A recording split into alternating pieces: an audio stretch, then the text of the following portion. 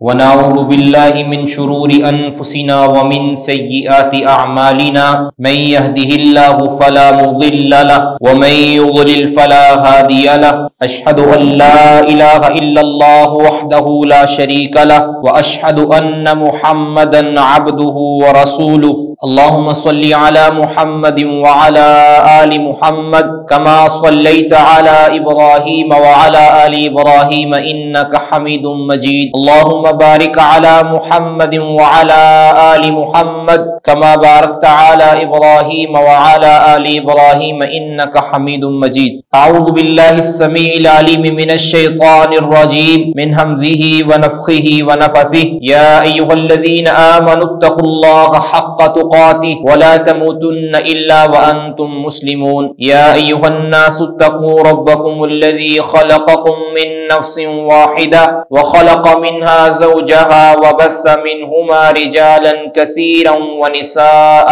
واتقوا الله الذي تساءلون به والأرحام إن الله كان عليكم رقيبا يا أيها الذين آمنوا اتقوا الله وقولوا قولا سديدا يصلح لكم أعمالكم ويغفر لكم ذنوبكم ومن يطع الله ورسوله فقد فاز فوزا عظيما قال الله جل وعلا في كلامه المجيد والفرقان الحميد يا أيها الذين آمنوا اجتنبوا كثيرا من الظن إن بعض الظن إثم ولا تجسسوا ولا يغتب بعضكم بعضا أيحب أحدكم أن يأكل لحم أخيه ميتا فكرهتموه واتقوا الله أما بعد فإن خير الحديث كتاب الله وخير الهدي هدي محمد صلى الله عليه وسلم وشر الأمور محدثاتها وكل محدثة بدعة وكل بدعة ضلالة اللهم انفعنا بما علمتنا وعلمنا ما ينفعنا وزدنا علما. گرامی قدر سامعین، آج کا عنوان غیبت اور چغلی کے حوالے سے ہے. زبان سے کیے جانے والے گناہوں میں یہ دو گناہ بہت ہی خطرناک اور ہولناک ہیں، اور ان کی مخالفت اور زبان کے غلط استعمال میں سے جو بڑے بڑے غلط استعمال ہیں، بڑے بڑے جو جرائم ہیں، ان میں سے چغلی اور غیبت ہے. لیکن یہاں یہ جان لینا بھی ضروری ہے کہ غیبت اور چغلی اور ان کے ساتھ دو دوسرے گناہ اور بھی ہیں جن کو عام طور پر ڈسکس نہیں کیا جاتا، بیان نہیں کیا جاتا، اور وہ ہیں بہتان اور افک. یہ چار مختلف گناہ ہیں، چار مختلف صورتیں ہیں. بس اوقات گناہ کی صورت ایسی ہوتی ہے کہ وہ چغلی ہوتی ہے، غیبت بھی ہوتی ہے، کبھی وہ بہتان بھی بن جاتی ہے. بہرحال ان کے درمیان اہل علم نے فرق کیا ہے. بہتان کیا ہے، چغلی کیا ہے، غیبت کیا ہے، افک کیا ہے. غیبت یہ ہے کہ کسی مسلمان کا، کسی شخص کا کوئی عیب، حقیقتاً جو اس کے اندر عیب ہے، اس کی غیر موجودگی کے اندر اس کی پیٹھ پیچھے دوسروں کے سامنے بیان کرنا. اسی کی ایسی بات کہ جو اس کو ناپسند ہے، اس بات کو، اس عمل کو، اس شکل کو، اس صورت کو دوسروں کے سامنے بیان کرنا، اس کو کہتے ہیں غیبت. اور رسول اللہ صلی اللہ علیہ وسلم نے اس کی تعریف خود فرمائی. صحیح مسلم کے اندر ہے، سیدنا ابو ہریرہ فرماتے ہیں کہ رسول اللہ صلی اللہ علیہ وسلم فرمایا اتدرون والغیبہ، آپ جانتے ہیں کہ غیبت کیا ہے، غیبت کی تعریف کیا ہے، اس کا علم ہے؟ پھر آپ صلی اللہ علیہ وسلم خود فرمایا ذکرک اخاک بما یکرہ، آپ اپنے بھائی کی وہ بات جو اس کو ناپسند ہے، وہ بات کسی کے سامنے کریں، یہ غیبت. صحابہ نے پوچھا اللہ کے رسول،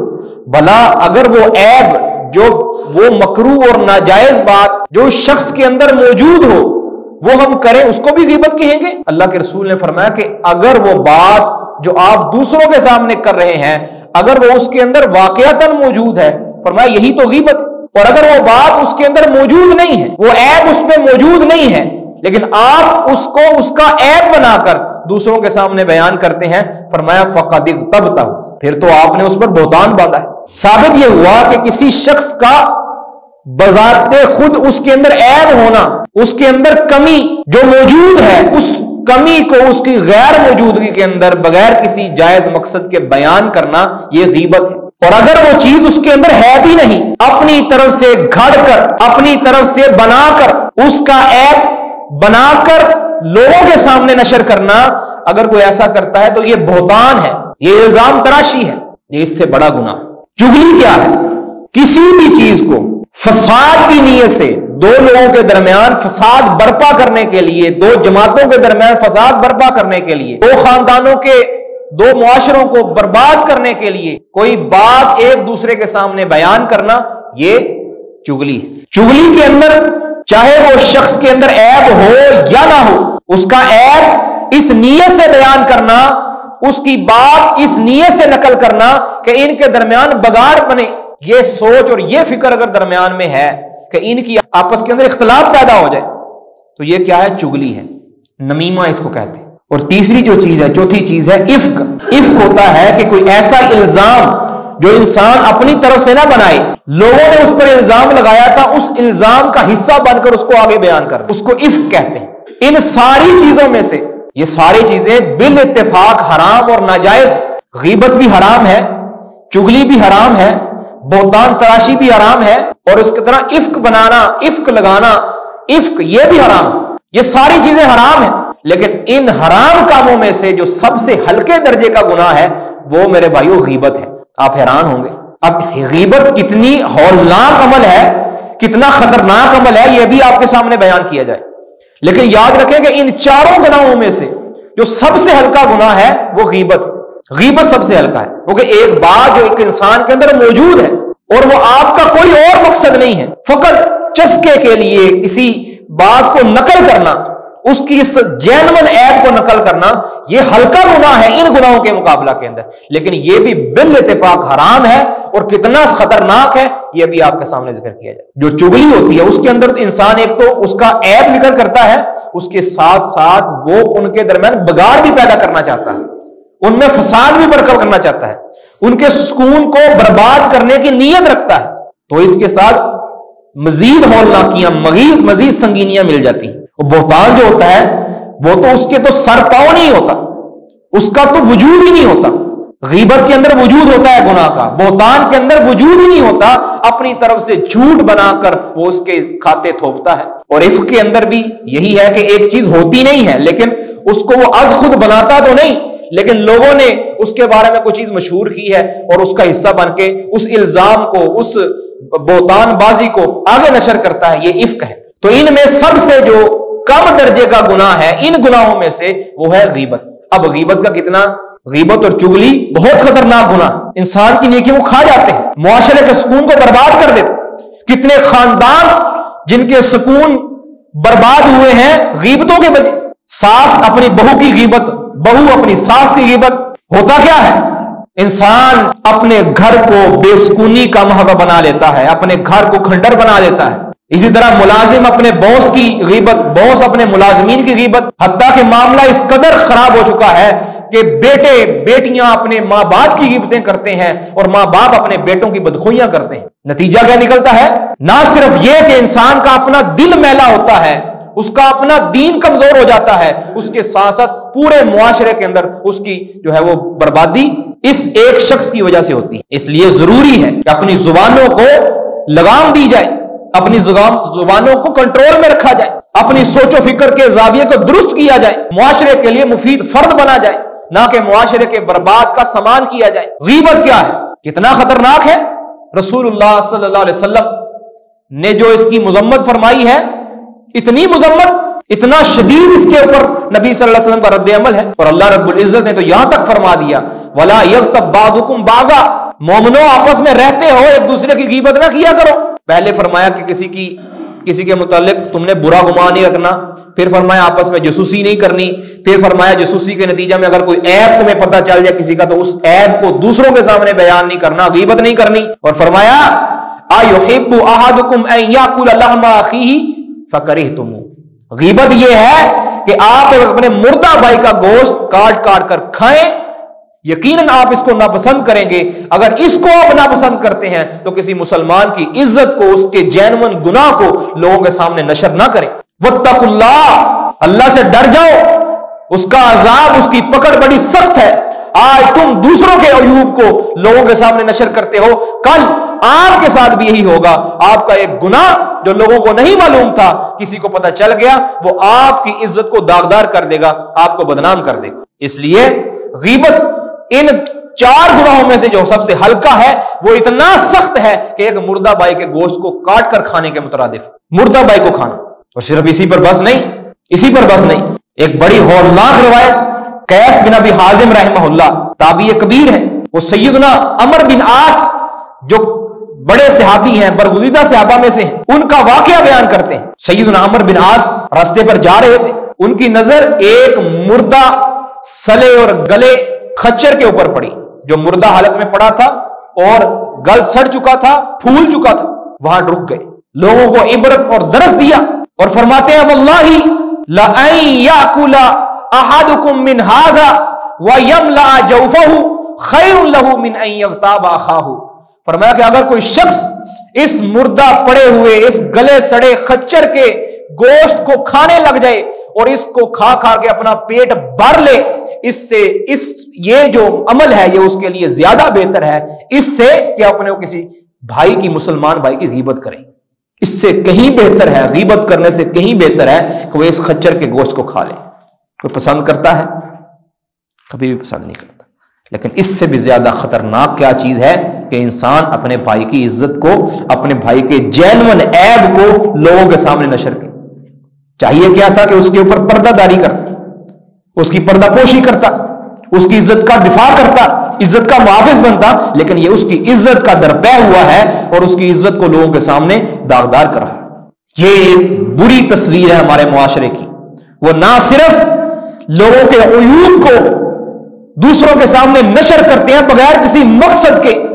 بغیر صرف اپنے چسکے کے لیے، اپنی باتوں کو طول دینے کے لیے، اپنی زبان کو تر رکھنے کے لیے، بلکہ اس کے ساتھ ساتھ نہ صرف اس کے عیوب کو بیان کرتے ہیں بلکہ جو عیب اس نے کیا بھی نہیں ہے وہ بھی اس کے کھاتے میں ڈال کر اس کو جو ہے وہ اس کو جناب وہ رنگت اور اس کو ملمہ سازی کر کے اس کے اندر اپنی طرف سے مصالحے ڈال کر لوگوں کی عزتوں کو داغدار کیا جاتا ہے، اپنی محفلیں جمائی جاتی ہیں، کہکے لیے جاتے ہیں، اپنے وقت کو گزارا جاتا ہے اپنی زبان کے غلط استعمال کی وجہ سے۔ کتنا خطرناک ہے یہ غیبت ہے۔ کیا غیبت یعنی کس طرح کی ہوتی؟ صرف غیبت زبان کی نہیں ہوتی کہ بندہ کسی کی بات کو، کسی کے عیب کو اپنی زبان سے آگے نقل کرے، اپنی اشارے کے ساتھ، سر کے اشارے کے ساتھ، ہاتھ کے اشارے کے ساتھ کسی کے برے نام کو ذکر کرنا، کسی کے برے کام کو ذکر کرنا، کسی کی شکل کو، کسی کی صحت کو نشانہ بنانا، کسی کے چلنے پھرنے کو، کسی کے قد کاٹ کو نشانہ بنانا، لوگوں کے سامنے بیان کرنا کہ یہ تو اس کا تو کان بڑے ہیں، اس کے تو بال نہیں ہیں، اس کے جسم کے اوپر گوشت نہیں ہے، یہ تو بیٹھا ہے، یہ تو قد اس کا کم ہے، اس طرح کی بات کرنا یہ بھی غیبت ہے۔ اور آپ حیران ہوں گے غیبت کے حوالے سے علامان والحفیظ سیدنا ابوبکر صدیق اور سیدنا عمر بن خطاب کا ایک واقعہ سنیے گا۔ یہ مساوی الاخلاق خرائطی کی کتاب ہے، اس میں صحیح سند کے ساتھ موجود ہے۔ سیدنا انس فرماتے ہیں کہ عرب کا یہ طریقہ کار تھا، جب وہ سفر پر جاتے تھے تو کچھ لوگ آپس میں طے کر لیا کرتے تھے کہ ایک شخص ان کی خدمت کرے گا اور باقی خدمت لیں گے، اور آئندہ کسی سفر پر دوسرا خدمت گزار ہوگا۔ تو فرماتے ہیں کہ ابوبکر عمر رضی اللہ تعالیٰ کا ایک خادم تھا جس کی ذمہ داری تھی ان کی جو ضروریات کا خیال رکھنا، کھانا بنانا وغیرہ وغیرہ۔ تو کہتے ہیں ایک شخص ان کا خادم تھا، وہ سو گئے، خادم بھی سویا رہ گیا، جب جاگے تو خادم سویا ہوا تھا، اس نے کھانا نہیں تیار کیا۔ اب اس اٹھنے کے بعد ابوبکر عمر رضی اللہ جاگے، کوئی اس کو گالی نہیں دی، کوئی اس کو تھپڑ نہیں مارا، کچھ نہیں کہا، صرف ایک جملہ بولا، اس کے نیند کی حالت کے اندر ایک جملہ بولا، آسمان سے رب العزت نے اتنا ایکشن لیا کہ آپ حیران ہوں۔ ایک جملہ کہا، یہ شخص تو بہت سوتا ہے، کہتے ہیں نا اس کی تو آنکھیں نہیں کھلتی۔ ایک جملہ کہا کہ یہ کیسا شخص ہے جو سست ہے، سوتا بہت زیادہ ہے، کیونکہ اس نے کھانا نہیں بنایا تھا۔ پھر اس کو جگایا اور کیا کہا کہ جاؤ محمد رسول اللہ صلی اللہ علیہ وسلم کے پاس۔ اب مختلف قافلے جب ہوتے ہیں نا تو جب وہ پڑاؤ ڈالتے ہیں تو ٹولیوں کی شکل کے اندر کوئی اس جگہ پر پڑاؤ ڈال رہا ہے، کوئی اس جگہ پر، اکٹھے ایک جگہ پر نہیں ہوتے۔ تو فرماتے ہیں کہ جاؤ محمد رسول اللہ صلی اللہ علیہ وسلم کے پاس، ان کو کہنا کہ ابو بکر اور عمر آپ کو سلام پیش کرتے ہیں اور گزارش کرتے ہیں کہ تھوڑا سا سالن اگر آپ کے پاس ہو تو وہ ہمیں عنایت فرما دیجیے، ہم نے کھانا کھانا ہے۔ وہ خادم گیا، جا کے کہا اللہ کے رسول ابو بکر عمر آپ کو سلام پیش کرتے ہیں اور آپ سے کچھ سالن مانگ رہے ہیں۔ اللہ اکبر۔ نبی صلی اللہ علیہ وسلم نے فرمایا کہ واپس جاؤ اور ان کو جا کر کہو کہ تم تو سالن کھا چکے ہو، سالن کھا چکے ہو۔ خادم نے بات سنی اور آ کر آپ پر بتا دیا۔ ابو بکر عمر گھبرا گئے کہ اللہ کے رسول نے ہمیں سالن نہیں دیا اور یہ بات فرمائی۔ فوراً بھاگے بھاگے اللہ کے رسول کے سامنے آئے، اللہ کے رسول ہم نے آپ کے سامنے اپنے خادم کو بھیجا تھا، سلام بھی بھیجا تھا اور اس کے ساتھ ساتھ ہم نے گزارش کی تھی کہ سالن چاہیے اور آپ نے فرمایا ہے کہ سالن کھا لیا۔ ہم نے کیسے سالن کھا لیا؟ ہمیں سالن کہاں سے ملا؟ آپ نے فرمایا تم نے سالن کھا لیا ہے اس بھائی کا جس خادم کی تم نے غیبت کی ہے، یہ ایک جملہ بولا ہے کہ یہ سوتا بہت ہے، تم نے اس کا گوشت بنا کر کھا لیا ہے اور فرمایا کہ تمہارے ان دانتوں کے درمیان مجھے اس کا گوشت نظر آ رہا ہے۔ یہ محمد رسول اللہ صلی اللہ علیہ وسلم۔ ابو بکر عمر گھبرا گئے۔ اللہ کے رسول میں توبہ کرتا ہوں، ہم توبہ کرتے ہیں اور ہمارے لیے استغفار کر دیجیے اپنے رب سے۔ آپ نے فرمایا کہ مجھ سے نہیں، آپ اپنے اس بھائی سے جس کی تم نے غیبت کی ہے اس کو کہے کہ یہ تمہارے لیے اللہ رب العزت سے معافی مانگے۔ ثابت کیا ہوا؟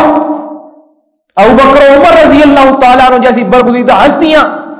وہ اتنی بات کریں اپنے خادم کے بارے میں، اپنے ملازم کے بارے میں،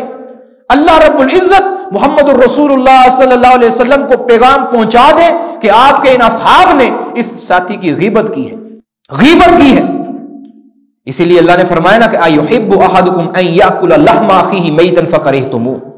کیا تم اپنے مردہ بھائی کے گوشت کو کھانے کو پسند کرتے ہو؟ جب اس کو پسند نہیں کرتے، تمہاری طبیعت اس کو ناپسند کرتی ہے، تمہاری شریعت اس کو ناپسند کرتی ہے، تم اس سے کراہت کھاتے ہو تو پھر اس کی غیبت کیوں کرتے ہو؟ اور اس سے یہ بھی ثابت ہوا یہ جو بات کی تھی یہ صرف ابو بکر عمر میں سے ایک بندے نے کی تھی، دوسرے بندے نے محض رضامندی کا اظہار کیا تھا، بول کر ابو بکر نے غیبت کی یا عمر نے غیبت کی، ان میں سے ہر ایک نے یہ بات نہیں کہی، ہر ایک نے یہ بات نہیں کہی تھی، لیکن دوسرے نے اس کی ہاں میں ہاں ملائی تھی۔ اللہ رب العزت اللہ کے رسول نے دونوں کے متعلق فرمایا کہ تم دونوں نے مردہ بھائی کا گوشت کھا لیا، اپنے بھائی کا گوشت کھا لیا، دونوں نے کھایا۔ اس لیے ہماری مجلس لگی ہو، اس میں کوئی غیبت کرے، اس پر ہم خوش ہوں تو گویا ہم سارے غیبت کے اندر شامل ہیں، سارے غیبت کے اندر شامل۔ کس قدر ایمان تھا صحابہ کرام رضوان اللہ علیہ مجمعین کا کہ چھوٹی سی غیبت کے اوپر اللہ کے رسول صلی اللہ علیہ وسلم کے سامنے جا کر پریشان ہو گئے اور استغفار کی گزارش کی۔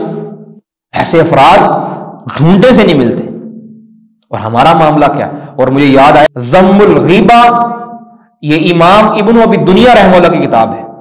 اس کے اندر ہشام بن حسان رحمہ اللہ کے استاد ہے خالد الربعی، ان کا ایک واقعہ ہے، بڑا انٹرسٹنگ واقعہ ہے۔ فرماتے ہیں کہ میں مسجد میں داخل ہوا، یہ تابعی ہیں، صحابی کے شاگرد، مسجد میں داخل ہوا تو دیکھا کچھ لوگ ایک مجلس لگا کر بیٹھے ہیں، اور میں بھی مجلس میں جا کے بیٹھ گیا اور انہوں نے ایک شخص کی غیبت کرنا شروع کر دی۔ میں نے کہتے ہیں ان کو ڈانٹا، روکا، وہ رک گئے، جس طرح ہمارے ساتھ ہوتا ہے بھی نہ کسی کی بات نہ کرو، رک گئے، بات ہوتی رہی، چلتے چلتے دوبارہ پھر بات اس شخص کے اوپر آ گئی، کہتے جو ہے چلتی چلتی بات میں نے بھی اس کے ساتھ کوئی حصہ ڈال دیا، میں نے بھی ساتھ کوئی بات کر دی اس شخص کے بارے میں۔ ایسا ہوتا ہے، ایک انسان جو روک رہا ہے تھوڑی دیر کے بعد وہ خود ہی غیبت کر رہا ہوتا۔ مجھ سے یہ بات ہو گئی، مجلس ختم ہو گئی، رات کو کہتے میں سویا تو مجھے خواب آیا۔ جو ایمان والے ہوتے ہیں اللہ تعالیٰ ان کو ڈراتا ہے، جن کے دل میں ایمان روشن ہوتا ہے وہ ڈرتے ہیں رب۔ کہتے ہیں مجھے خواب آیا، خواب میں دیکھتا ہوں کہ ایک انسان سے بڑی کوئی چیز ہے، سایہ دار چیز ہے، جو انسان تو نہیں ہے لیکن انسان سے بڑی کوئی چیز، اس کے ہاتھ کے اندر سفید رنگ کی کوئی تھال ہے، تھالی ہے، پلیٹ ہے،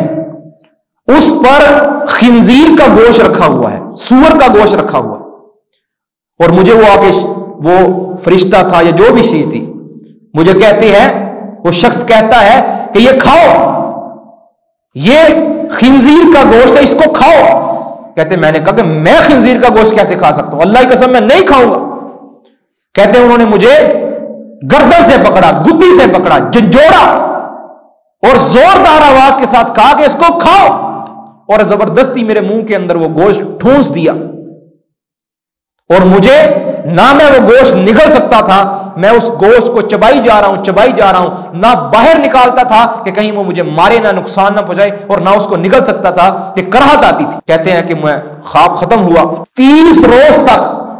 30 دنوں تک کہتے ہیں کہ میں نے جب بھی کوئی چیز کھائی ہے مجھے اس گوشت کا جو برا ذائقہ، اس گوشت کی جو بدبو ہے مجھے اپنے کھانے کے اندر محسوس ہوئی ہے 30 دن 30 راتوں تک۔ کس کی وجہ سے ہوا؟ اسی طرح کا واقعہ امام ابن ابی دنیا رحمہ اللہ کے استاذ ہیں یحییٰ بن ایوب، کہتے ہیں کہ مجھے بھی اسی طرح کا معاملہ پیش آیا۔ کیوں؟ میں ایک شخص کے پاس جا کر بیٹھا کرتا تھا جو لوگوں کی غیبتیں کیا کرتا تھا، میں اس کے ساتھ جا کر بیٹھتا تھا، اس کی غیبت میں کرتا نہیں تھا، غیبت کا حصہ بن جاتا تھا۔ تو فرمایا مجھے سزا یہ ملی، مجھے بھی اسی طرح کا خواب پیش آیا۔ اور فرماتے ہیں کہ کئی روز تک میں جب بھی کوئی چیز کھاتا تھا تو اس گوشت کی جو چربی ہے، اس کا جو کہہ لیں آپ چکناہٹ ہے، وہ میرے لبوں پر مجھے محسوس ہوتی تھی اور مجھے اس کی بدبو آتی تھی۔ غیبت کوئی معمولی جرم نہیں ہے، اگرچہ وہ باقی 3 گناہوں سے کم ہے لیکن یہ معمولی جرم نہیں ہے، اور معاملہ اتنا سنگین ہے۔ ابو داؤد اور ترمذی وغیرہ کے اندر روایت ہے صحیح سند کے ساتھ، سید عائشہ صدیقہ رضی اللہ تعالیٰ عنہ بیان فرماتی ہیں ایک مرتبہ نبی صلی اللہ علیہ وسلم کی موجودگی کے اندر میں نے یہ کہہ دیا، نبی صلی اللہ علیہ وسلم کی دوسری بیوی صفیہ رضی اللہ تعالیٰ عنہ کے بارے میں نے یہ کہہ دیا کہ ان کا قد تو چھوٹا ہے، اشارے کے ساتھ کہا ان کا قد کیا ہے؟ چھوٹا ہے۔ اتنی بات سننی تھی، محمد رسول اللہ صلی اللہ علیہ وسلم نے فوراً ٹوکا، سبق دیا، فرمایا لقد قلتی کلمۃ، تو نے ایسی بات کہہ دی ہے، اتنا سخت اور خطرناک جملہ بول دیا ہے، لو مزجت بماء البحر، اگر اس جملے کو سمندر کے پانی کے اندر ملا دیا جائے تو سمندر کا پانی بھی اپنا ذائقہ تبدیل کر دے، اتنا خطرناک جملہ۔ اور سیدہ عائشہ ہی فرماتی ہیں ایک مرتبہ محمد رسول اللہ صلی اللہ علیہ وسلم کے سامنے میں نے ایک شخص کی نقل اتار دی، ہوتا ہے نا جی فلاں اس طرح بولتا ہے، فلاں اس طرح ہنستا ہے، فلاں اس طرح روتا ہے، کسی کی نقل اتارنا کہ جو جس نقل کو وہ پسند نہیں کرتا، میں نے ایک شخص کی نقل اتار دی۔ محمد رسول اللہ فرمایا کہ نہیں، مجھے اگر کوئی اختیار دیا جائے کہ فلاں شخص کی نقل اتارو اور تمہیں یہ ملے گا، اتنا مال تمہیں ملے گا، فرمایا میں کبھی بھی کسی شخص کی نقل نہیں اتاروں گا۔ آج آپ اپنے سوشل میڈیا پر دیکھیں، آپ اپنے ٹی وی ڈراموں کے اندر دیکھیں، کسی شخص کی نقل کو اتارنے کے اس کو پیسے دیے جاتے ہیں، فلاں شخص کا گیٹ اپ لینے کے اس کو پیسے دیے جاتے ہیں، کسی کی اس طرح انسلٹ کرنے کے اس کو پیسے دیے جاتے ہیں۔ محمد رسول اللہ صلی اللہ علیہ وسلم کی شریعت یہ کہتی ہے اگر کوئی شخص مجھے اتنا مال بھی دے اور مجھے یہ مطالبہ کرے کہ فلاں شخص کی نقل اتارو، میں ایسا کبھی بھی نہیں کروں، حالانکہ وہ نقل سچی اتاری جائے، پھر بھی نہیں اس چیز کے لیے تیار۔ تو غیبت اتنا بڑا جرم ہے، اور جو نمیمہ ہے، جو چغلی ہے، جس میں لوگوں کے ساتھ فساد ہوتا ہے، اس کے تو اس رسول اللہ صلی اللہ علیہ وسلم نے فرمایا ہے، صحیح بخاری اور صحیح مسلم کی روایت، فرمایا لا يدخل الجنۃ قطات، اور ایک روایت میں ہے نمام، کہ جو شخص چغلی کرنے والا ہے، لوگوں کے درمیان فساد برپا کرنے کے لیے ایک ہی بات ادھر سے ادھر کرنے والا ہے، وہ شخص جنت میں داخل نہیں ہوگا۔ اور ایک مرتبہ عبداللہ بن مسعود فرماتے ہیں صحیح مسلم کی حدیث، رسول اللہ صلی اللہ علیہ وسلم الا انبئکم من اذ، کہ کیا تمہیں میں خبر نہ دوں کہ اذ کیا ہے؟ اذ عین ضاد ہا، یہ کیا ہے؟ پھر آپ صلی اللہ علیہ وسلم خود ہی فرمایا النمیمۃ القالۃ بین الناس، اس سے مراد چغلی ہے، اور چغلی کیا ہے کہ لوگوں کی باتیں ایک دوسرے کے تک منتقل کرنا، فساد کی نیت کے ساتھ، خرابی کی نیت کے ساتھ، فساد اور خرابی کی نیت کے ساتھ ایک ہی بات دوسرے تک منتقل کرنا، یہ ہمارے اندر عام ہے۔ جس دفتر کے اندر لوگ کام کرتے ہیں، ایک ملازم دوسرے ملازم سے حسد کھاتے ہوئے اس کی غیبت، اس کی چغلی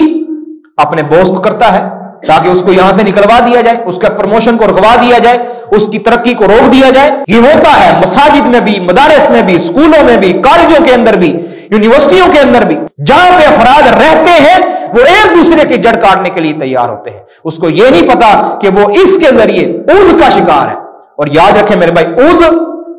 یہ صرف نمیمہ کو نہیں کہتے، بلکہ عذ لغت کے اندر جادو کو بھی کہتے ہیں۔ اور کیا خوب کہا ہے کہ جس طرح یہ شخص چغلی کے ذریعے فساد برپا کرتا ہے، اختلاف برپا کرتا ہے، پھوٹ ڈالتا ہے، اسی طرح یہ جادو کا بھی یہی معاملہ ہوتا ہے۔ ما یفرقون بہ بین المرء والزوج، قرآن پاک میں اللہ نے جادو کی بیان کرتے ہوئے فرمایا کہ اس کے ذریعے لوگوں کے درمیان، میاں بیوی کے درمیان، مرد عورت کے درمیان تفریق ڈالی جاتی ہے، جدائی ڈالی جاتی ہے، اختلاف برپا کیا جاتا ہے جادو کے ذریعے، معاشرے کے اندر بگاڑ پیدا کیا جاتا ہے جادو کے ذریعے۔ اور یحییٰ بن ابی کثیر رحمہ اللہ شعب الایمان اور دیگر کتابوں کے اندر، یحییٰ بن ابی کثیر رحمہ اللہ حلیۃ الاولیاء کے اندر یہ قول موجود ہے صحیح سند کے ساتھ، فرماتے ہیں کہ یہ جو یفسد النمام فی ساعت ما لا یفسد الساحر فی شہر، کہ جتنا فساد ایک لمحے کے اندر ایک چغل خور پیدا کر دیتا ہے، جتنا فساد، جتنی بگاڑ معاشرے کے اندر، جتنی تباہی ایک لمحے کے اندر جتنا بگاڑ اور فساد اور جتنی خرابی ایک چغل خور معاشرے کے اندر پیدا کر دیتا ہے، اتنی بگاڑ اور اتنا فساد ایک جادوگر ایک مہینے میں بھی پیدا نہیں کر سکتا۔ ایک مہینے کے اندر بھی ایک جادوگر اگر وہ کوشش کرتا ہے اتنا بگاڑ پیدا نہیں کر سکتا جتنا چغل خور آدمی، چگلی کھانے والا آدمی ایک لمحے کے اندر معاشرے کے اندر بگاڑ پیدا کر دیتا ہے۔ اس لیے میرے بھائیوں، چغلی سے بچیں، غیبت سے بچیں، اور اس کا بہترین طریقہ یہ ہے کہ اپنے آپ کو زبان کے آؤٹ آف کنٹرول ہونے سے بچائیں، اپنی زبان کو بے لگام ہونے سے بچائیں، بولنے سے پہلے تولیں، منہ کھولنے سے پہلے سوچیں، تو انشاءاللہ ہماری زبان کی، اور اگر کبھی کسی کی عزت کو داغدار ہم کر بیٹھیں، کسی کی غیبت کھا بیٹھیں، کسی کی چغلی ہو جائے، فوراً اس کے پاس جا کر معافی مانگ لی جائے، تو انشاءاللہ وہ گناہ ختم ہو جائے گا، اور آئندہ اللہ سے توبہ کی جائے، آئندہ اپنی زبان کو کنٹرول کے اندر رکھا جائے، اس کی حفاظت کی جائے، تو انشاءاللہ معاشرے کے اندر اچھی فضا قائم ہوگی، اور ہمارا ایمان بھی، ہمارا دل بھی محفوظ رہے گا، ہمارا دین بھی محفوظ رہے گا۔ وما توفیقی الا باللہ علیہ توکلت و الیہ انیب۔